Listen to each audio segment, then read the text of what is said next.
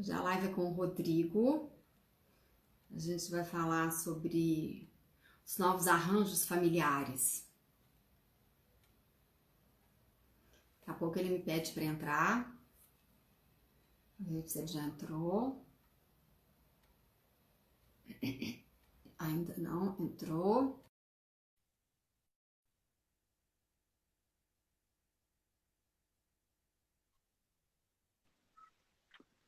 Ei, Rodrigo, Ei, Kika, tudo bem? Tudo bem-vindo. bem.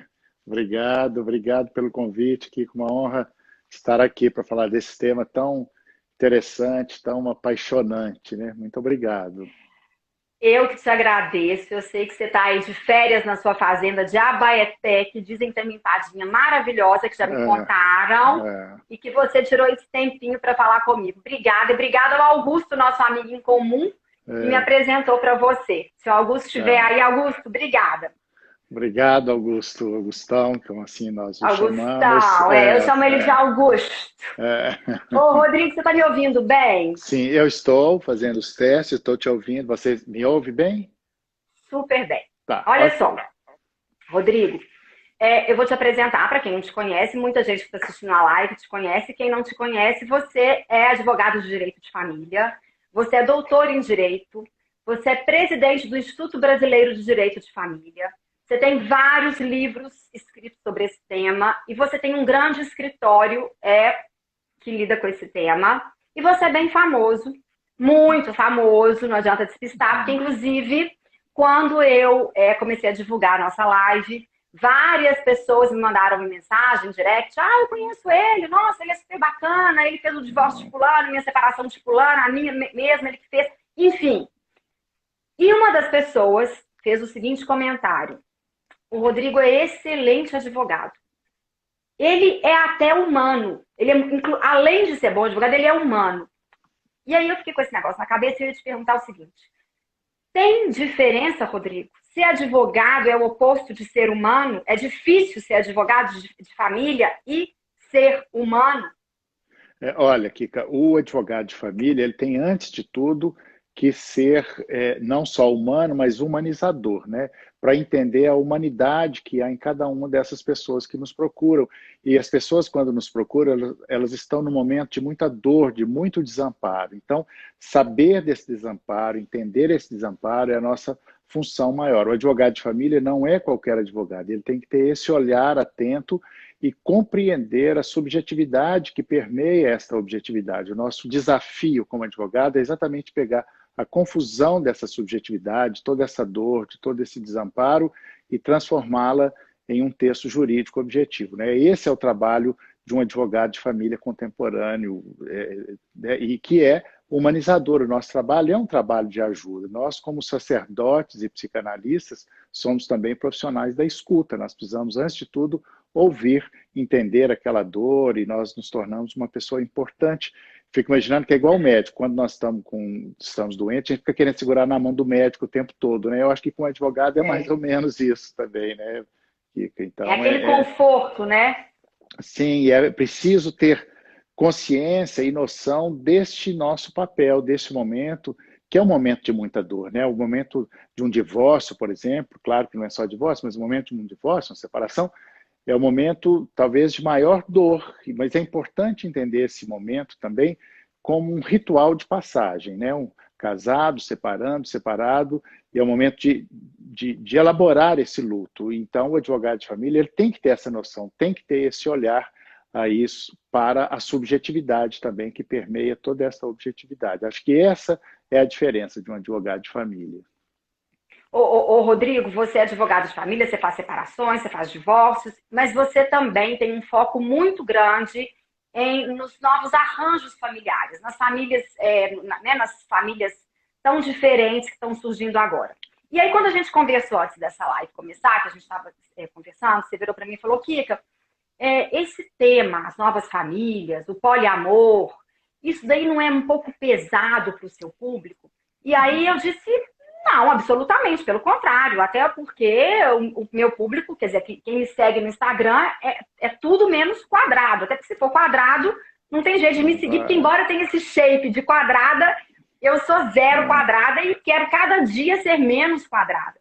Aí a minha pergunta para você é o seguinte: quando você falou isso, eu fico pensando assim, por que em pleno século XXI, a gente vivendo tantas coisas no mundo lá fora, ainda tem gente que se espanta com esses novos arranjos familiares, Rodrigo? Ainda é um tema tabu? Você ainda sofre com esse tema? Ainda é difícil para você, às vezes? Você precisa de milindres para falar disso? Sim, embora quer a gente queira ou não, goste ou não, novas estruturas parentais e conjugais estão em curso, estão chegando. Você pode não gostar, mas isso está chegando. E nós, advogados, podemos até nem nos identificarmos com aquilo, mas você tem que respeitar o diferente, a diferença. Esse é o desafio de um profissional ético, né? Ele pode não ter nada a ver com aquilo, mas você tem que respeitar. Né? Eu já atendo há quase 40 anos, então já ouvi de todas as histórias, e quando você acha que já viu de tudo, ainda chega mais alguma coisa. Então, essas novas estruturas parentais, elas às vezes assustam. A mim não, a mim nada assusta, mas muitas pessoas, por exemplo, as pessoas ficam incomodadas ainda se o vizinho dorme com duas mulheres, numa união poliafetiva, que é essa nova relação que a gente chama, porque tem gente que gosta de duas pessoas. E o que eu tenho com isso? O que o Estado tem com isso? Né? É isso que eu ia te falar. E o que o Estado tem com isso? E o que o vizinho tem com isso? Eu acho que tem alguma coisa errada com o vizinho, né, que está preocupado com isso, né? E acho que isso é porque a sexualidade alheia e o direito de família fala o tempo todo da sexualidade, mas a sexualidade como sendo da ordem do desejo, né, que é o que Freud revelou ao mundo, e isso foi revolucionário e continua sendo ainda. Mas quando nós falamos de sexualidade, as pessoas têm muito medo, têm muito tabu, e na verdade é o medo da própria fantasia, né? O medo da liberdade, o medo de amar, né? E que o amar da pessoa pode ser diferente do padrão tradicional. Mas alguém que olha para si mesmo e respeita o próprio desejo, respeita o desejo do outro. O problema é que a maioria não é assim, infelizmente, né, Kika? É verdade. Infelizmente, e aí faz com que a vida do vizinho vire um inferno, porque ele quer que o vizinho se enquadre nos seus padrões, que ele acha que os padrões morais dele seja mais elevado do que o do vizinho. É mais ou menos isso? E nós, no direito, já aprendemos que esse conteúdo moral estigmatizante, ele é excludente. O preconceito mata. Imagina, até 1988, os filhos havidos fora do casamento eram considerados ilegítimos. Hoje, felizmente, não tem mais filho ilegítimo. Filho é filho. Todos os filhos são legítimos, assim como todas as famílias são legítimas. Tem gente que ainda morre por preconceito. Há um mês atrás, uma pessoa morreu, suicidou, que estava mudando de identidade, né? Era uma pessoa trans, que se chamava Igor, passou a chamar Yasmin, queria ser chamada Yasmin, o pai não aceitava, era de uma família rígida, ele já tinha mudado, inclusive, o nome na certidão, e ele não aguentou a pressão e suicidou. Ou seja, o preconceito, a pressão social continua matando as pessoas. E o direito tem uma história, o direito de família tem uma história de exclusões de pessoas. Imagina, os filhos havidos fora do casamento não podiam ser registrados, é como se eles não existissem, e essa moral hipócrita, quer dizer, eles existem, mas nós temos que fazer de conta que não existem. Assim como essas novas famílias que existem, estão aí aos milhares, mas não pode dizer que elas existem, porque isso afronta a moral e os bons costumes. Eu morro de medo dos guardiães da moral e dos bons costumes, porque essas pessoas sempre têm algo a esconder, né? E aí, Rodrigo, essa frase que você falou, moral e bons costumes, para tanta gente isso é tão elástico, né? Porque o que é a moral e os bons costumes? O que é a moral e o bom hábito, né? Existem famílias, por exemplo, tão tradicionais por fora e tão absolutamente estragadas da porta para dentro, e famílias que moral e o bom costume julga como absolutamente anormais, absolutamente amorosas naquele núcleo familiar. Ainda tem gente que não consegue entender isso? Sim, daí a importância que nós temos, e eu trabalhei isso muito no meu doutorado, que é distinguir moral e ética. Moral é particular do sujeito, a ética é universal. Então, a sua moral pode ser diferente da do vizinho, mas você tem que respeitar o outro, né? Isso é a ética. E as pessoas ainda não respeitam. E eu fico o tempo todo tentando entender por que não se respeita o outro, né? No fundo, é o medo da própria fantasia, né, do próprio desejo. Isso é muito cruel. Mas em termos de direito, porque o direito precisa atribuir direitos, né? O Estado precisa atribuir e distribuir direitos, né, a essas famílias. Até 20 anos atrás, quem é que imaginava que as famílias homoafetivas, por exemplo, elas seriam reconhecidas, elas seriam legitimadas, porque o direito ele é um instrumento ideológico de inclusão e exclusão das pessoas no laço social. Então, ele vai incluindo, excluindo, como eram os filhos ilegítimos, as famílias, né? Mas isso tem evoluído muito hoje. Por exemplo, as famílias homoafetivas já são reconhecidas pelo Estado, né? Isso foi um avanço, mas ainda precisa avançar. Ela foi reconhecida pelo Estado, mas ela ainda sofre preconceito da sociedade, é isso? Sim, o grande passo é que o Estado, né, com o Supremo Tribunal Federal, reconheceu e deu esse ar de legitimidade, portanto, diz que ela é legítima, mas as pessoas ainda têm preconceito. Mas a partir do momento que o Estado reconhece, ela começa a ganhar ares de normalidade, né? Normalidade, entre aspas, sempre foi normal. Anormal é achar que isso não convém, né? Mas então, essa é a função do direito, e legitimando e dando fazendo essa inclusão social, né? E foi o que aconteceu com as uniões homoafetivas, né?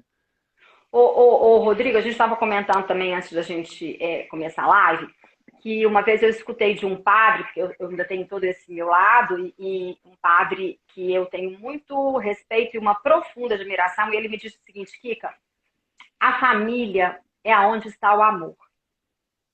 E isso, a partir de então, eu achei isso tão forte e tão moderno e tão humano e tão... quer dizer, isso já devia pautar tudo, né? A religião, a igreja, o direito, a sociedade, mas enfim, não é isso que acontece. E aí a minha pergunta para você é o seguinte: por que embora a gente saiba no fundo, e a gente comente que a família é um lugar amoroso, que a família é onde está o amor, porque a gente, no fundo, a gente sabe. Por que ainda tem tantas famílias que estão presas, não pelo amor, pelos laços amorosos, de afeto, de carinho, de respeito, mas pelos laços apertados dos contratos sociais? A grande revolução que nós tivemos no direito de família é que nós compreendemos que o afeto é um valor jurídico. A partir do momento que compreendemos isso, o direito se revolucionou. Ou seja, a partir do momento que a família deixou de ser essencialmente um núcleo econômico de reprodução e passou a ser o espaço do amor, do companheirismo, tudo mudou, né? Tudo passou a ser possível. Na verdade, isso começou quando as pessoas passaram a se casar por amor, porque antes não era por amor. Casando por amor, o amor às vezes acaba, vem o divórcio, as pessoas se casam novamente, e aí vem esta revolução, né, que o amor foi, e vai continuar sempre revolucionário. Mas as pessoas ainda precisam, e isso não é uma mera formalidade, às vezes é necessário, porque das relações de afeto decorrem consequências patrimoniais. Então é importante que se diga, que garanta a liberdade das pessoas de dizer: olha, eu quero me casar com você, e o nosso arranjo familiar vai ser: nós vamos dividir tudo. Por exemplo, o regime da comunhão parcial de bens é um regime justo, né? Nós vamos construir junto, vamos dividir. Mas olha, nós já somos adultos, nós não queremos dividir, vamos fazer o regime da separação de bens, enfim. É que é importante deixar isso claro, mas as pessoas têm um constrangimento muito grande de falar disso. Mas falar disso é também cuidar do amor. Por quê? Porque quando se fala disso, isso não vai comendo pelas beiradas, porque quando você não fala, isso pode causar um incômodo tão grande que pode destruir o amor. Então, isso não é uma simples burocracia, não é uma mera formalidade, mas é importante que as pessoas possam dizer claramente que tipo de relação elas querem. Assim, olha, nós queremos economias separadas, queremos juntos, né? Isso também é cuidar do amor, porque das relações de afeto decorrem consequências patrimoniais. E quando as pessoas não fazem isso, o Estado faz por elas. Por exemplo, duas pessoas que estão vivendo juntas tranquilamente, achando que dali não tem nada, está numa união estável, e essa união estável é o regime da comunhão parcial de bens, por exemplo. Então, é importante também, embora não seja o mais importante. O mais importante sempre, claro, é o amor. Rodrigo, você como advogado, vou te fazer uma pergunta. Qual regime de casamento é o mais justo e o menos trabalhoso? É menos trabalhoso, que eu digo assim, mais justo para ambas as partes. Tá. Eu acho o regime, para a maioria das pessoas, né? Para a É o maioria, regime da claro. comunhão parcial de bens, que significa o quê? Olha, vamos, tudo que nós adquirimos na constância do casamento ou da união estável, e não tem mais diferença entre casamento e união estável, será dividido ao meio. Mas para algumas pessoas que estão se casando pela segunda, terceira ou quarta vez, isso tem sido comum, é importante que cada um faça o seu regime de bens. Por exemplo, o regime da separação de bens, ele não é muito bom para a mulher que está se casando no seguinte sentido, não é para a questão patrimonial, é que a mulher exerce um papel e ela tem uma função e um trabalho invisível. Então, esse trabalho que a mulher faz, ele não tem um conteúdo econômico, então é preciso valorizar esse conteúdo econômico da mulher, que é ter filho, criar filho, né? E não é pagar um salário de empregado doméstico, não. É atribuir um conteúdo econômico. Então, o regime da separação de bens, o que eu tenho feito muito é das pessoas mesclarem esse regime. Por exemplo, se o casamento der certo, a partir de 5 anos passa a ter tanto, a partir de 10 anos. É possível fazer isso, pouca gente sabe que é possível fazer isso, mas é muito importante, porque isso é uma valorização da mulher, porque é muito cruel com a mulher casar pelo regime da separação de bens, separa e ela tem todo um histórico de criação, de filho e tal, e sai sem nada. Isso não é justo com a mulher. Ou seja, em resumo e concluindo essa parte, é preciso valorizar esse invisível trabalho da mulher, né? Você falou 3 coisas que eu tinha vontade de te perguntar. A primeira coisa que você falou é que hoje em dia, para a justiça, não existe mais diferença entre o casamento e a união estável. É isso mesmo? O casamento, para a lei, as duas coisas são iguais. Não existe essa diferença. Exatamente. Isso é um paradoxo, porque quanto mais a união estável se aproxima do casamento, mais ela se distancia da sua ideia original, que é uma união livre. Então, a união estável hoje virou quase que um casamento forçado. O que as pessoas não sabem é que estão ali vivendo aquela relação pelo regime da comunhão parcial de bens, né? Porque quando não escolhe o regime, seja no casamento, seja na união estável, a lei escolhe pela pessoa, que é o regime automático, né? Que, vamos dizer assim, que é o regime da comunhão parcial de bens. Isso é muito ruim não ter diferenças, porque as diferenças são saudáveis e decorrem direitos não só com a separação em vida, mas também pela morte. Se morre, o outro é herdeiro. Então, isso às vezes é cruel não ter essa diferença. Eu tenho esperança ainda de construir uma doutrina que possa modificar esse entendimento aí. E acho que tem começado a conseguir. Vamos ver se daqui a algum tempo a gente consegue estabelecer essa diferença entre casamento e E união outra estável. coisa que você falou, Rodrigo, é que existem esses contratos. Quer dizer, você pode fazer um contrato. Você pode fazer um contrato antes de se casar, você pode fazer um contrato ou modificá-lo durante o seu casamento. É isso? Quer dizer, isso tudo é um contrato? A vida a Sim. dois passou a ser um contrato. Quer dizer, não passou a ser um contrato, mas ela pode estar num contrato. É porque contrato, na verdade, é o ajuste de duas vontades. Esse contrato, mesmo quando você não o escreve, ele é um contrato, né? Nós, por exemplo, fizemos um contrato de fazer uma live, assim, nós combinamos, né? Contrato é uma combinação. Então, as pessoas estão vivendo juntos, né? Não, estão vivendo juntas e podem deixar claras essas regras ou não. Se não deixar claro, o Estado estabelece as regras. Por exemplo, o regime da comunhão parcial de bens. Mas hoje, Kika, nós estamos com um grande problema que é um limiar muito tênue que tem entre namoro e união estável.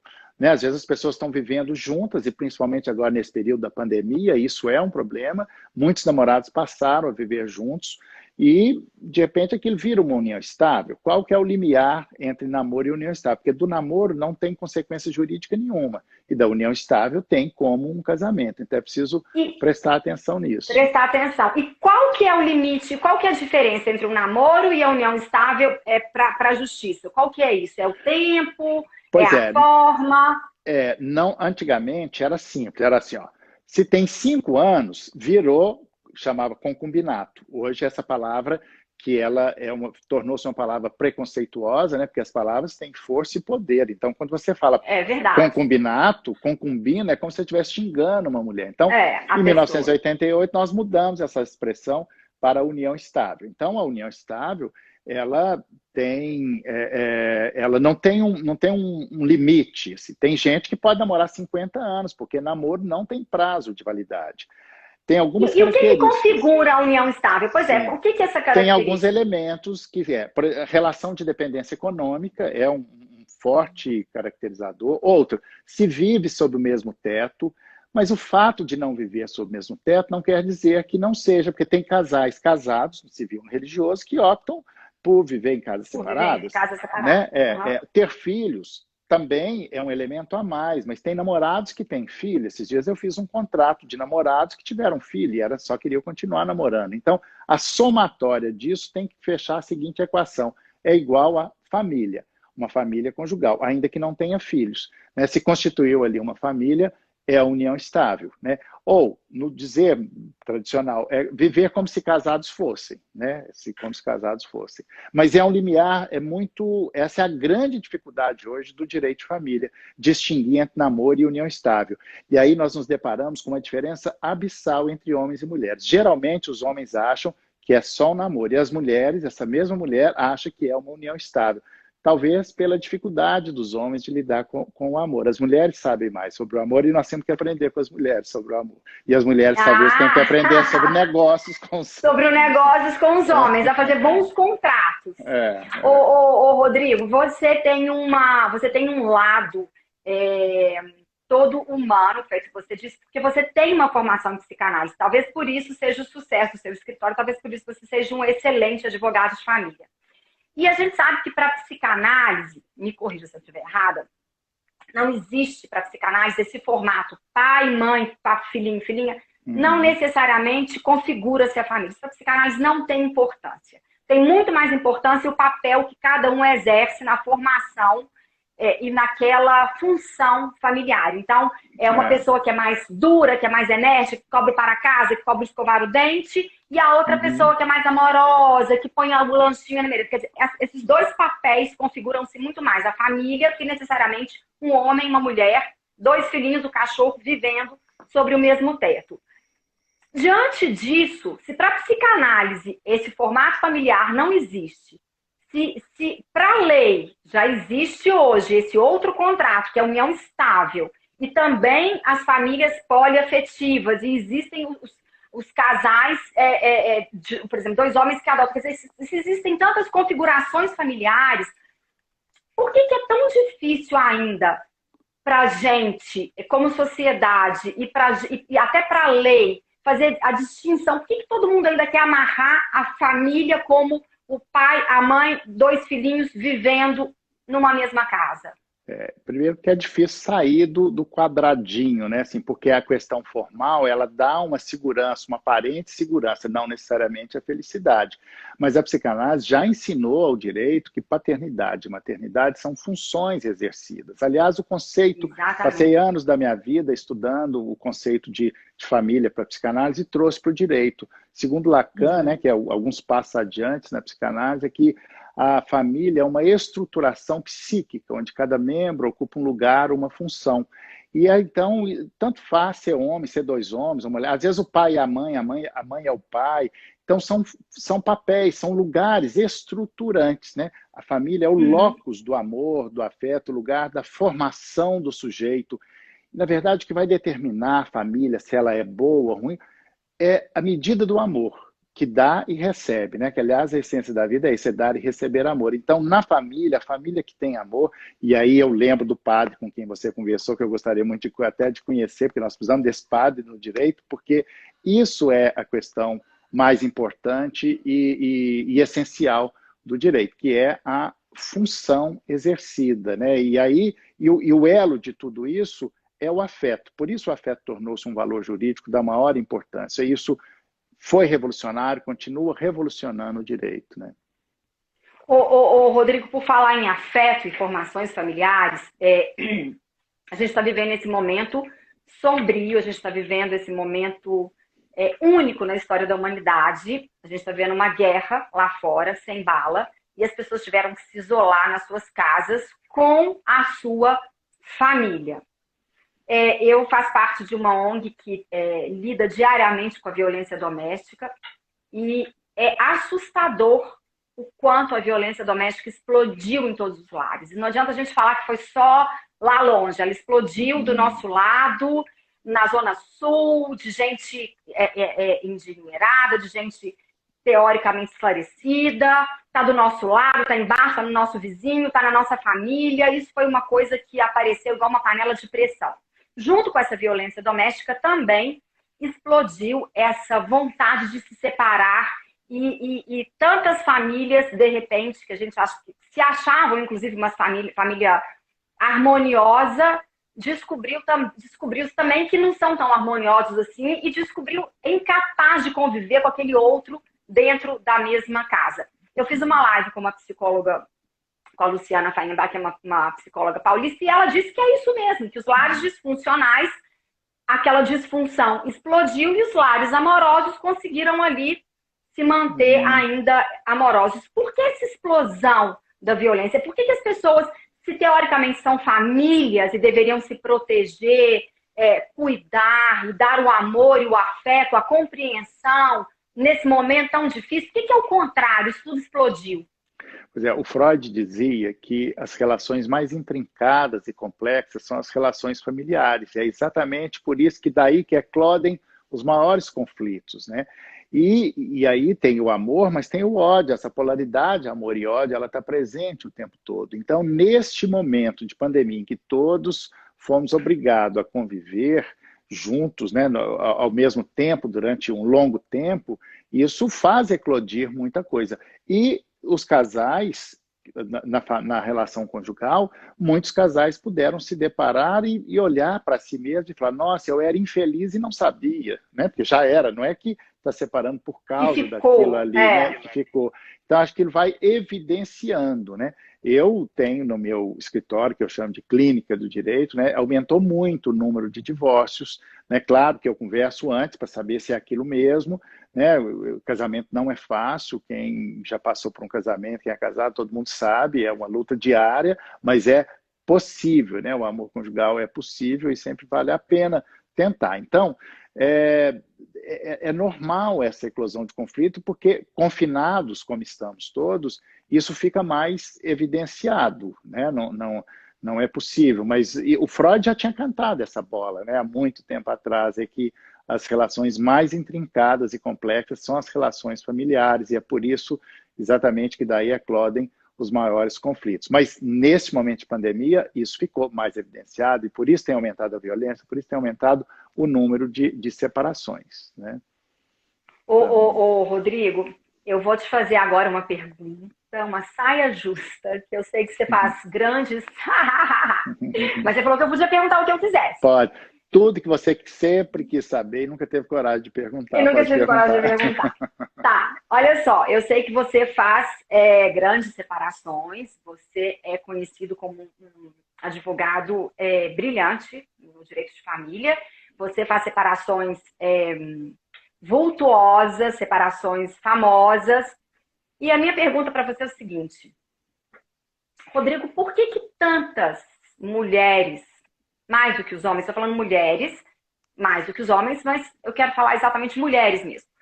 Por que tantas mulheres, em pleno século XXI, com tudo isso que a mulher já conquistou, sabendo que a independência da mulher está diretamente ligada à sua felicidade, por que ainda assim tantas mulheres veem no casamento uma forma de negócio? Uma forma de ascensão social, ascensão financeira. Por que tantas mulheres não conseguem enxergar o casamento só como uma união de afeto? Por que elas precisam do casamento para se sentirem seguras e se sentirem que deram um passo além?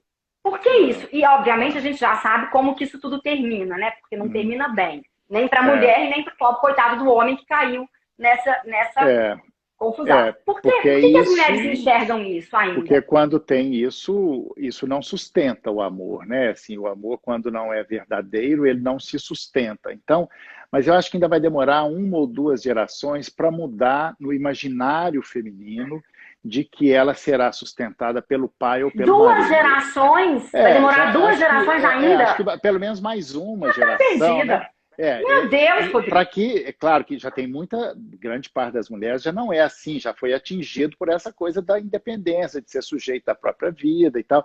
Mas isso ainda povoa o imaginário feminino de que um homem, seja o pai ou seja o marido, vai sustentá-la. Claro que nós temos condições reais do mercado de trabalho para as mulheres, é mais cruel, né? Mas isso tem mudado aos poucos, mas não se muda de uma hora para outra. Mas isso das mulheres e também dos homens, né, que do humano, como nós somos sujeitos de desejo é falta, ou seja, está sempre faltando alguma coisa, então quando você encontra um amor, você encontra um amparo. Esse amparo, se tiver um pouco mais de dinheiro, é melhor, claro, né? O outro pode representar o amor, né? Porque no final tudo que vai contar de verdade é o amor. Agora, se tiver um amor, né, com dinheiro, uma vez eu fui fazer uma separação de uma mulher e nunca me esqueci disso, eu falei, peraí, você gosta dele ou do dinheiro dele? Eu falei, eu gosto dele com o dinheiro dele, né? Então, achei a resposta sensacional, ou seja, era o amparo. Isso tem. Claro que tem mulheres que só estão interessadas no dinheiro, mas esse dinheiro, ele significa também um amparo, esse amparo que todos nós queremos na vida, né? As mulheres de um jeito, os homens de outro, porque nós somos sujeitos de desamparo, o nosso desamparo que é esse buraco que tem na vida, porque somos sujeitos de desejo é falta, então nós queremos nos completar com alguém. E algumas mulheres se completam, a maioria das pessoas, quando encontram um amor, se sentem completas. Por isso que o momento da separação é tão difícil, é porque o amor se esvai e ela novamente se depara com esse inexorável vazio, que é esse desamparo, né?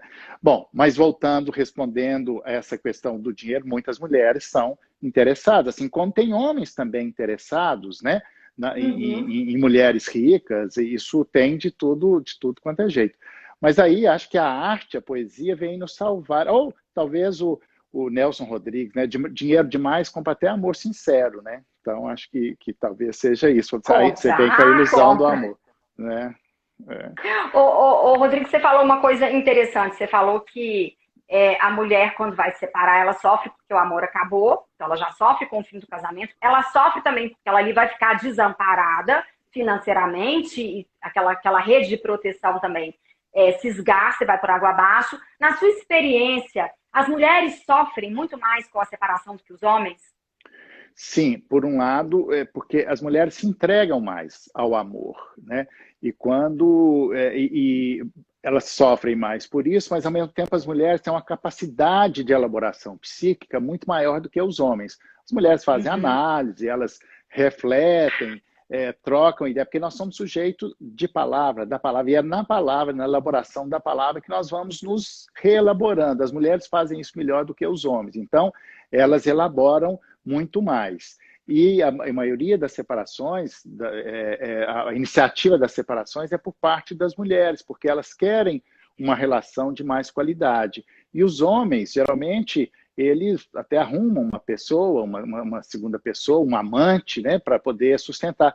Que, aliás, arrumar amante é uma boa forma de sustentar um casamento, porque você não consegue elaborar a perda do amor e você mantém as duas coisas, né?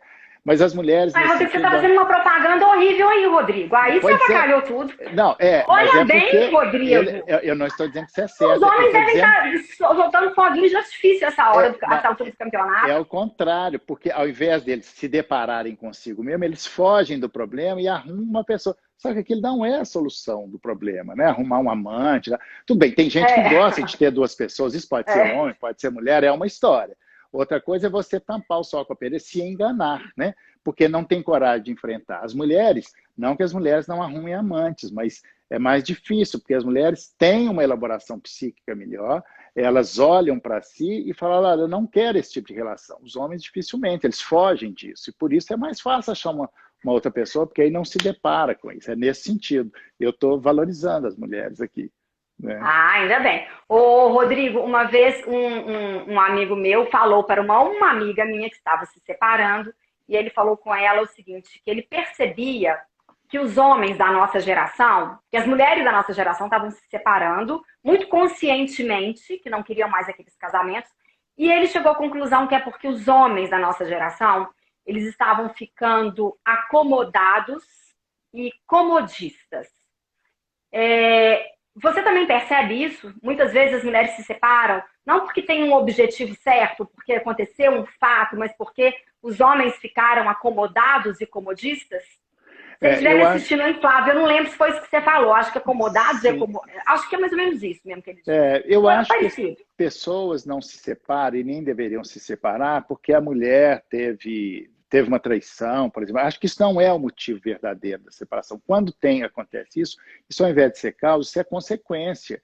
E às vezes o amor, para dar certo, você tem que passar por cima de algumas coisas, você tem que perdoar, tem que, né? E o amor ele tem que ser muito maior do que aquilo, né? Eu acho que uma pessoa se separa de verdade é quando a neurose é maior do que o amor. Então, nós temos que, não podemos deixar que a neurose seja maior do que o amor. Então, quando as pessoas se acomodam naquilo, né, elas deveriam olhar para si e falar, olha, e o amor? Né? Será que tem amor aqui? Será que é resgatável? Né? E deveria resgatar o amor, que não é fácil, o amor conjugal não é fácil, essas diferenças são muito complicadas, mas muitos casais se acomodam naquilo e vai virando aquela coisa sem graça, insonsa, né? Mas isso é o que não deveria acontecer, mas pode reacender a chama do amor, do desejo, ela pode se reacender sempre, né? É para isso que nós temos que lutar, para reacender e manter viva essa chama sempre.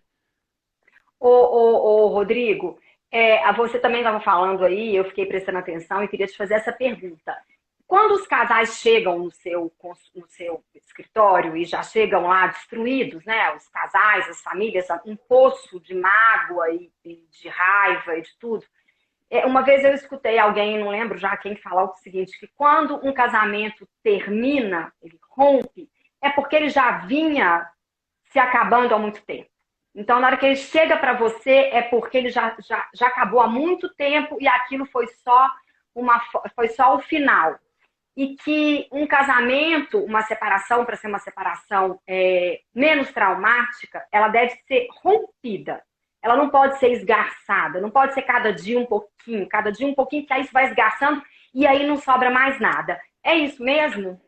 Ou a poesia sempre nos salva, né? Que é aquela história assim, para não ir com a leve impressão de que já vai tarde, né? Não tem que ir com essa impressão de que já vai tarde. Então, mas as pessoas quando chegam lá na minha clínica do direito, é porque já é o fim do amor, porque a elaboração, a separação, antes de tudo, ela é um processo psíquico interno, que a pessoa vai remoendo, remoendo, até chegar no advogado. O advogado é um dos últimos passos para cumprir esse ritual da separação, que não é fácil, né? Mas ele é necessário e é preciso viver esse luto, porque tem gente que não elabora isso nunca e leva uma vida infernal, a vida, né, o tempo todo, porque não tem coragem. E outra coisa também que eu não acredito, as pessoas chegam e falam, não me separo por causa dos filhos. Não, é porque separar é tão difícil que põe nos coitados dos filhos, né, de que não se separam, né? E outra também, os meus filhos vão sofrer. Mentira, não vão sofrer. Os Mentira. filhos de pais separados não são infelizes. Infelizes são os filhos de pais que brigam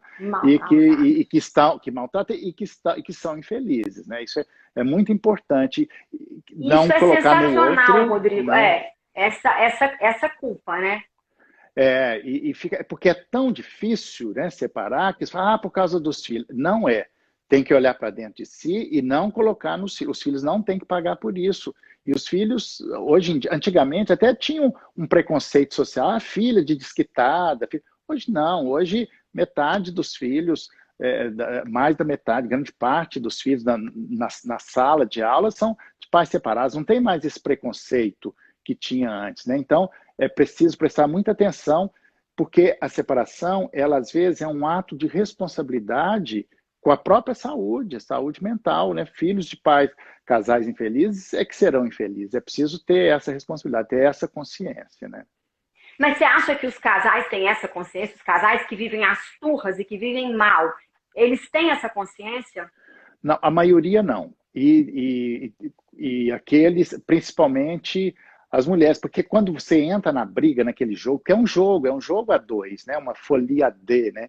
E fica naquilo que a psicanálise chama também, vou usar uma expressão que era jurídica, mas se tornou psicanalítica, é gozo. As pessoas ficam nessa relação de gozo. O gozo é esse paradoxo do prazer e do desprazer e que tem apetite de morte. Ele é mortífero, né? Eu tenho vários processos judiciais que duraram anos, quando se discutia quem era culpado, aqueles processos longos, degradantes.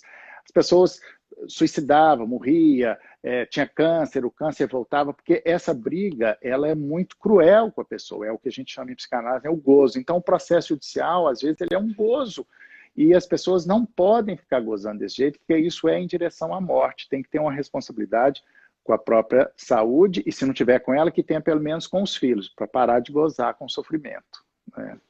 Nossa, isso é muito, muito duro isso que você falou, é isso mesmo, ter essa responsabilidade, né? Quando a gente toma uma decisão, a gente não está tomando uma decisão sozinho, tem toda uma porção de gente à nossa volta que sofre as consequências das nossas decisões, seja ela de continuar numa relação fracassada, seja ela de tomar a decisão de pôr um ponto final naquela relação. E eu tenho a impressão, não sei, talvez o mais difícil deva ser para uma mulher, que ponto que ela consegue enxergar que aquela relação está fracassada. Quer dizer, até onde ela vai? Porque ela pode simplesmente falar assim, não, mas isso é uma bobagem, vou passar por cima, vou passar por cima, vou passar por cima, tem outras coisas que valem a pena, e isso vai, isso vai, isso vai. E aí, quando ela vê, ela acabou a vida dela, acabou a vida do marido, os filhos já saíram de casa e aquilo tá do mesmo jeito e aquela infelicidade arrastada para o resto da vida, né, Rodrigo? E é preciso ter coragem, né? Antes de tudo, coragem. E aí eu lembro da Cora Coralina. Se você tem medo, vai lá. Isso é coragem, né? E aí eu vi aqui, está nos acompanhando aqui, uma advogada lá do Rio Grande do Sul, Eliana Justo, que lembrou bem uma frase do Rubem Alves, que é: o ódio une mais do que o amor. Muitas pessoas ficam unidas pelo ódio, né?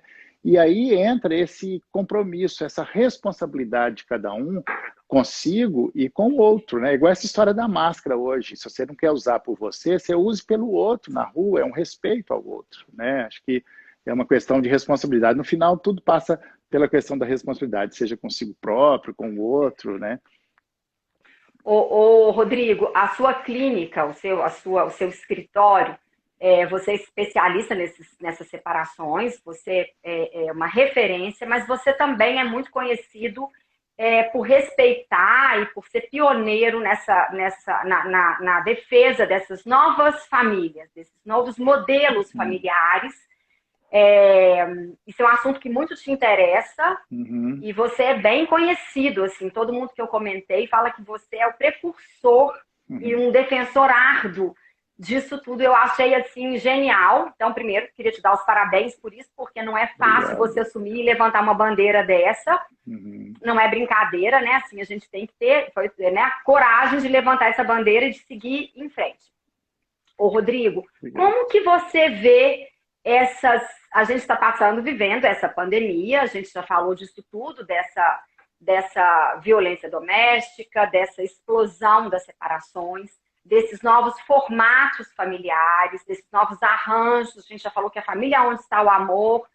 E eu te pergunto o seguinte, como é que você, Rodrigo, advogado, com toda a sua vasta experiência, com tudo que você já viu, com tudo que você já está prevendo, como que você enxerga as novas famílias do futuro? O que é que vai sobrar da família? Não da família amorosa, não estou dizendo da família amorosa, que é essa família que a gente acredita, mas dessa família tradicional, dessa família formatada, desse formato familiar.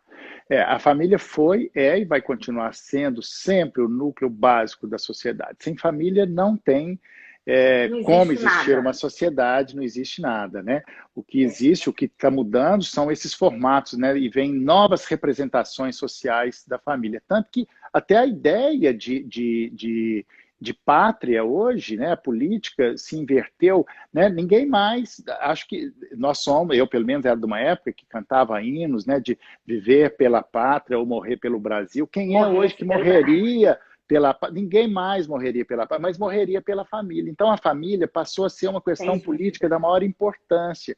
E aí é esse sujeito, essa individualidade, né? E aí tem um princípio constitucional, que é o vértice do Estado Democrático de Direito, que é a dignidade humana. Então, é a pessoa, é o respeito à sua dignidade, né? O sujeito de direito como sujeito de desejo, que tem o direito de escolher a família que ele quiser, né? E não a família que o Estado impuser. Essa é uma questão. Qual o limite de intervenção do Estado na vida privada do cidadão? O Estado não pode interferir na economia do desejo das pessoas. Então, essas famílias, né, quando a família está em crise, não, a família está muito melhor do que era antes. Imagina, até 1977, as pessoas não podiam nem divorciar. Né? Depois de 1988, legitimou todas as formas de família, que bom. Então, as pessoas, e aí é esse gosto, né, esse saudosismo, né, assim, nossa, a família está acabando. Não está acabando, ela está cada vez pelo melhor. Contrário. As pessoas estão mais livres. Agora, a liberdade, ela dá trabalho, ela exige responsabilidade. Né? Quando nós fomos aprovar a emenda constitucional, nós que eu falo do IBDFAN, em 2010, que simplificou o sistema de divórcio no Brasil, eu ouvi dos parlamentares lá no Congresso a mesma coisa que se ouvia em 1977, quando foi introduzida a lei do divórcio no Brasil, que é, vocês estão acabando com a família, como é que vocês vão simplificar, como é que vai ser tão fácil divorciar? Eu falo, mas que bom, as pessoas precisam de liberdade, que liberdade exige responsabilidade. Se eu quiser casar hoje e divorciar amanhã, esse problema é meu, não é do Estado. Bom, isso das famílias tradicionais, acho que elas estão cada vez melhor. Tem lugar para tudo, né? Para quem quiser. Tanto que casamento foi e vai continuar sendo. As pessoas casando, né? No tradicional. Mas tem outras famílias diferentes que têm que ser respeitadas, que são as famílias homoafetivas. Tem gente que gosta de ter duas famílias. Né? Qual é o problema? O que o Estado tem com isso? Tem gente que gosta de viver com duas pessoas, viver três. Eu tenho um cliente que me contou uma história que eu achei interessante, que foi, olha, eu me separei, e daí 2 anos, a minha mulher veio 3 anos, veio me procurar, dizendo que gostava, depois que separou, que viu tanto que gostava de mim, e passou, vamos voltar? E ele disse, não, agora eu não posso, porque eu já estou vivendo com alguém. Eu falei, não tem problema, vamos viver junto. E aí vive os 3 juntos. Porque isso é bom, é ruim, isso é feliz. Esse problema não é nosso, esse problema é deles, né? E isso tem que ser respeitado, né? E eu passei a respeitar muito isso. Uma vez eu participei porque todos nós, a gente luta contra o preconceito, mas todos nós temos algum preconceito, né? Que a gente deve lutar contra ele. Então, uma vez eu estava participando lá do programa, não me esqueço disso, porque foi quando o Conselho Nacional de Justiça expediu uma resolução proibindo lavrar escrituras de uniões poliafetivas. Eu estava lá no programa Amor e Sexo, da Fernanda Lima, que era um programa sobre isso, né? E eu convivi com as pessoas que viviam lá, conheci as pessoas que viviam em uniões poliafetivas e vi, são pessoas como a gente, qual que é o problema, o que eu tenho com isso, o que o Estado tem com isso, né? Essas famílias, as famílias, enfim, todos os formatos de família, né? Hoje uma nova forma de família, que são as famílias coparentais, que tem gente que quer casar e não quer ter filho, tem gente que quer ter filho e não quer casar e nem ter sexo, quer fazer uma parceria de paternidade, esses filhos serão felizes na medida do amor que receber, né? Então, são muitos, né, são novas estruturas, tanto parentais quanto conjugais, que estão chegando e nós não podemos excluir nenhuma delas. Não sei se você sabe, mas no Brasil já tem o fenômeno da multiparentalidade. É o nome de... Tem gente que tem o nome de 2 pais e uma mãe na certidão de nascimento. O pai que faleceu e o padrasto criou e passou a ser pai. Não só nesse formato, que aí não tem preconceito, mas, por exemplo, 2 mulheres que viviam juntas e que tiveram um filho com material genético de um amigo que forneceu material genético sob a condição dele também ser pai. Nasceu essa criança, o tribunal autorizou registrar. Essa criança tem 2 mães e um pai. Isso é bom? É ruim? Né? Quem é que pode dizer isso? Né? Nós temos o direito a ser feliz. E o direito à felicidade inclui o respeito ao desejo do sujeito, né? Se alguém seguir o caminho dos seus desejos, já é meio caminho andado para a felicidade. Para a felicidade. Ô, Rodrigo, a nossa live está acabando, é uma pena, porque tem um monte de mensagem aqui para mim. Não fala mais, pergunta isso, pergunta aquilo. Não tem jeito, a nossa live são só 50 minutos, eu não posso fazer mágica, vai ter de acabar. Mas antes de acabar, eu quero te fazer uma pergunta também. Quero ver o que você vai responder. Você falou que eu podia perguntar tudo. Você é bem politizado, que eu sei, e a gente está vivendo esse governo, que a gente não vai entrar no mérito se é bom ou ruim, mas um governo muito preocupado com a forma de viver do cidadão. tão cheio de regras, que não pode isso, não pode aquilo, menina tem que vestir rosa, menino tem que vestir azul, enfim. Como que você vê essa interferência do Estado na forma de viver dos seus cidadãos? Pois é, isso é um grande retrocesso. Nós tivemos nos últimos tempos, né? Eu participo de uma entidade que fundamos, que é o Instituto Brasileiro de Direito de Família, foi fundado em 1997. De lá para cá, o direito de família evoluiu muito e, graças a isso, é um dos mais avançados do mundo. Dos mais avançados do mundo significa que incluiu todas as formas de família. Tanto que, no começo desse governo, as pessoas têm projeto de lei para acabar com a união homoafetiva, tem coisas inacreditáveis. Isso é um desrespeito à humanidade de cada um, né? A dignidade de cada um. Então, há um retrocesso, mas eu acredito que as instituições resistirão, e nós somos, não sou só eu falando, nós somos um grupo de pessoas que o IBDFAN tem mais de 16 mil pessoas e são as cabeças pensantes do Brasil que está resistindo bravamente a esses retrocessos. E o direito não é, a fonte não é só a lei, são os costumes, porque lei no Congresso Nacional não se aprova mais nenhuma, porque todas elas têm um conteúdo moral, e esse conteúdo moral, os nossos parlamentares, a maioria são religiosos, evangélicos, que dão bomba nisso e que não é possível isso, que querem impingir essa moral particular da sua religião particular. As religiões são necessárias como um sistema simbólico, mas não dá para misturar direito com religião. Não. Né? A cada religião... E não dá para impor uma determinada religião a todos os cidadãos. Sim, e tem que ser respeitada as religiões, mas o Estado tem que ser laico. Oficialmente, nós separamos, a Igreja se separou do Estado em 1891, mas até hoje é uma luta diária para a laicidade do Estado. Não dá para misturar direito com religião. Isso já provocou muita injustiça, é uma crueldade misturar, porque a religião de cada um, tem gente que acha que tem que casar virgem, tem gente que acha que isso tem que ser respeitado, tem, mas não pode querer impor no outro isso, né? O pensamento evoluiu, a psicanálise está aí para ajudar o direito, evoluímos e muito, e estamos resistindo bravamente a essas mudanças, a esse retrocesso. Acredito que vamos, né, porque são as instituições, né, então estamos resistindo.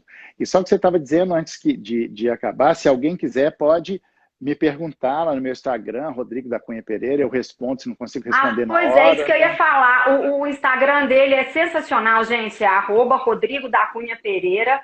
É muito interessante, podem perguntar, depois eu te mando as perguntas aqui que me mandaram por direct, se você quiser, depois você responde. Rodrigo, a gente vai ter que encerrar, porque eu preciso encerrar um pouquinho antes para a gente mandar para o IGTV, para ficar salvo lá. Obrigada. Obrigada por interromper as suas férias em Abaeté para fazer essa live comigo. Eu sei que você vai fazer uma live com a Luísa Brunet também, eu vou assistir, que deve ser sensacional. Sobre Rodrigo, violência doméstica. Sobre violência doméstica. Ela está levantando essa bandeira e eu acho que ela foi muito corajosa e ela está realmente servindo de exemplo para muita gente, está ajudando muitas mulheres e eu acho isso louvável. Rodrigo, obrigada por tudo, né, pela generosidade de estar aqui. Vou encerrar nossa live hoje, mas você pode voltar quantas vezes você quiser, porque ainda tem um monte de pergunta que eu não fiz e tem um monte de gente que quer te perguntar uma porção de coisa. Então, quando você quiser, só me falar que a gente faz outra, tá bom? Vamos combinar outra, porque o assunto é inesgotável. Né? Na medida que as pessoas vão estimulando, né? A gente prepara um roteiro, depois sai diferente, porque vem vindo o estímulo, e esse estímulo é muito interessante, né, Kika? Mas gostei muito de participar com você aqui desse bate-papo. Obrigado mais uma vez. Obrigada a você. Obrigada, Augusto. Augustão deve estar aí vendo. Muito obrigada. Tchau. Obrigada, Rodrigo. Tchau. Tchau, tchau.